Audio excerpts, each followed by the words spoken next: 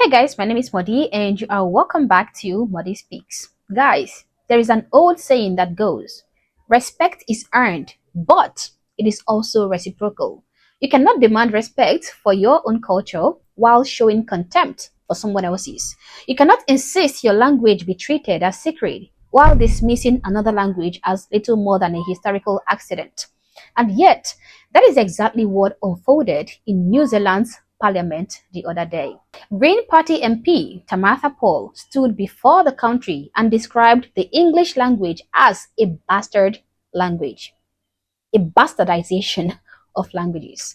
This was during the parliamentary sitting that was held to determine if the English language, which is being used by over 96% of the population of New Zealand, should be recognized as one of the official languages alongside Te Reo Māori and the New Zealand Sign Language. Now, this woman mocked and insulted the people who supported giving the English language formal official language status, calling them snowflakes and weaklings who cry themselves to sleep at the sound of the native Maori language. Now, that performance rubbed me the wrong way, not because I am fragile about the English language. I mean, the English language doesn't need any defending.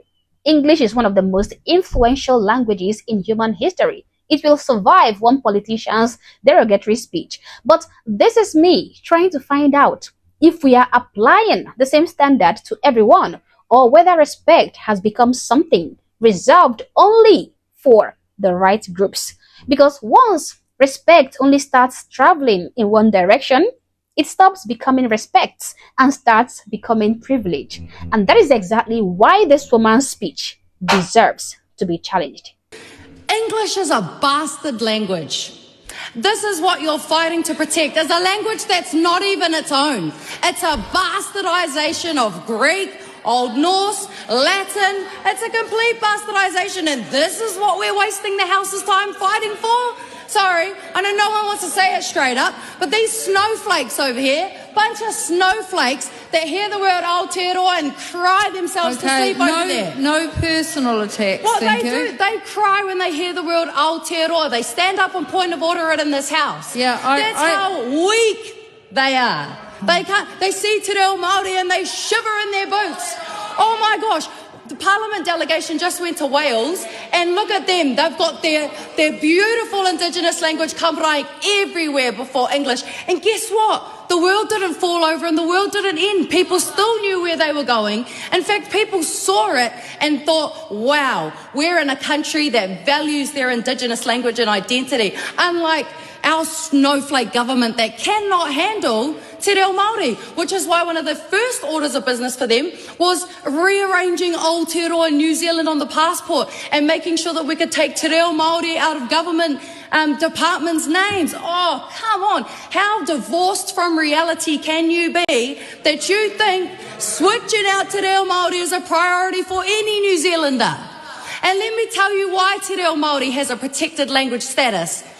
Because it was beaten out of Māori systematically. We had to march our asses to Parliament demanding that the Indigenous first language of this country be recognised and not beaten out of the mouths of its native speakers. And you know what the ironic thing is too? English isn't even an official language in England. Even they know that it's just stupid. Wow. Let me take you back a few months ago. There was another scene in that same parliamentary chamber. Maori MPs performed a haka, a traditional challenge of some sort, a cultural expression that belongs to the Maori people.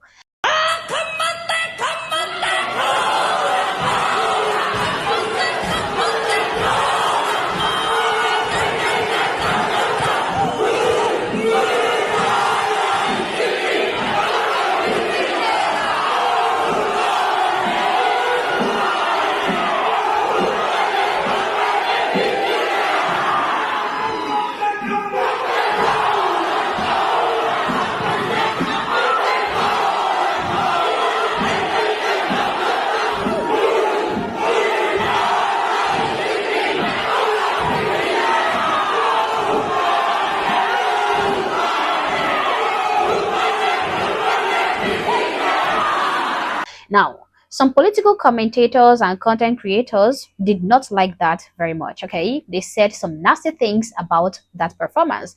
And these MPs cried racism and so on and so forth. They demanded that their culture be respected, and I actually agreed with them.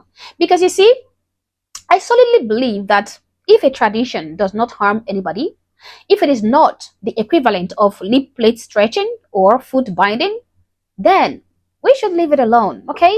There is nothing wrong with it. We should let people practice their tradition as long as it is not detrimental to anybody. Mocking an entire culture because its expressions looks foreign to you is simply lazy and ugly. I defended the hacker on that principle, and I will still defend it today on that principle. But guys, principles only matter when they are applied consistently, because consistency is exactly what separates conviction from tribalism. So here is my question.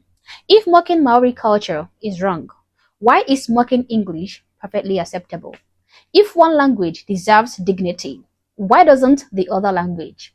If cultural respect is truly a principle, why does it suddenly become optional depending on whose culture we are talking about? In case you're wondering, guys, none of those questions are rhetorical questions, okay? These are questions that every supporter of Tabitha Paul's speech should be able to answer for themselves. But let us take a look at the practical reality this woman is ignoring here.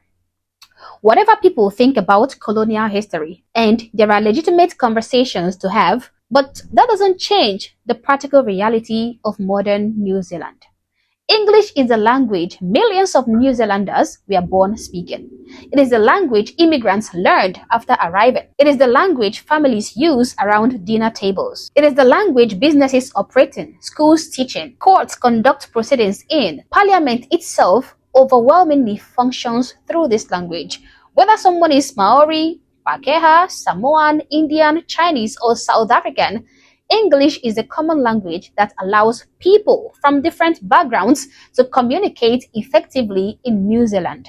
Over 95% of New Zealanders rely on English as their primary means of communication. And besides, Te Reo Maori is already an official language. It appears on passports, in the road signs, in official documents, in schools, in the media. It has legal protection and public presence. So adding English to the official list changes almost nothing on the ground. It simply recognizes something that has been true for generations and generations in New Zealand.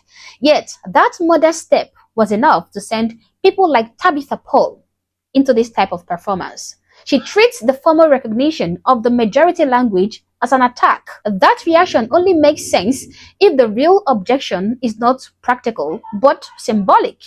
Any elevation of English feels like a threat to the special status some of them want for Maori language and Maori identity. And besides, isn't it quite ironic that the woman attacking the English language as a bastard language is delivering the attack in English language? She is not speaking Te Reo.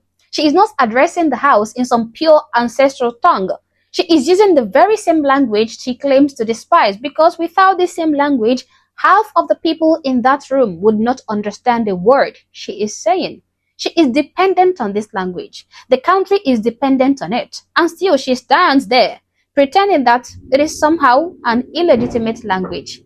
Calling English a bastard language because it's borrowed from other languages is not the devastating point it was presented as, because virtually every major language has evolved through centuries of borrowing, adaptation, and exchange.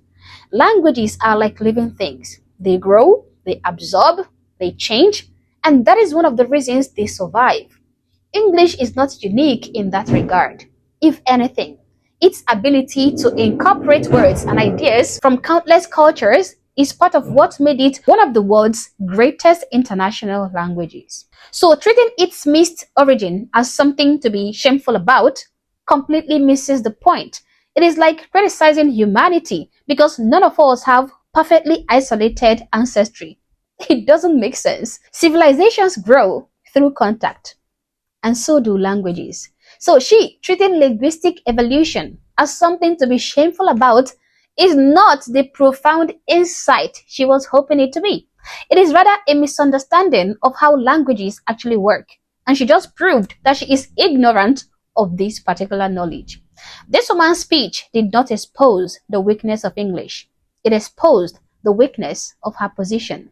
Because when your argument requires you to attack the only language that allowed you to be widely understood in the first place, you are not making a serious case for yourself.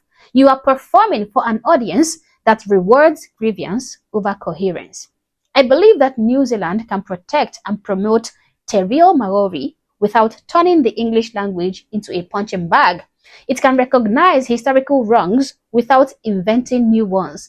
And people who claim to hate a language while building their entire public career on its grammar and vocabulary should at least have the honesty and the decency to admit their contradiction. That is the point. I'm not saying that we should protect English from criticism. Of course, I'm not saying that people should have the right to criticize whatever they choose to criticize. But you should apply the same respect you demand for Maori culture to the language and the people who actually make the New Zealand country function. Anything less is selective outrage. And selective outrage, guys, deserves to be called exactly what it is. And that is why I am calling out this woman's speech. But as always, guys, these are my thoughts and my opinions. Please feel free to share yours in the comment section below, but do so respectfully. Also, if you're not yet subscribed to this channel, honestly, I don't know what you're waiting for. Subscribe to the channel. Like and share this video to keep people informed, and consider joining my membership or buy me a coffee if you like, as a way of supporting the channel. Thank you for watching this video, and I hope to catch you on the next one. For now, peace.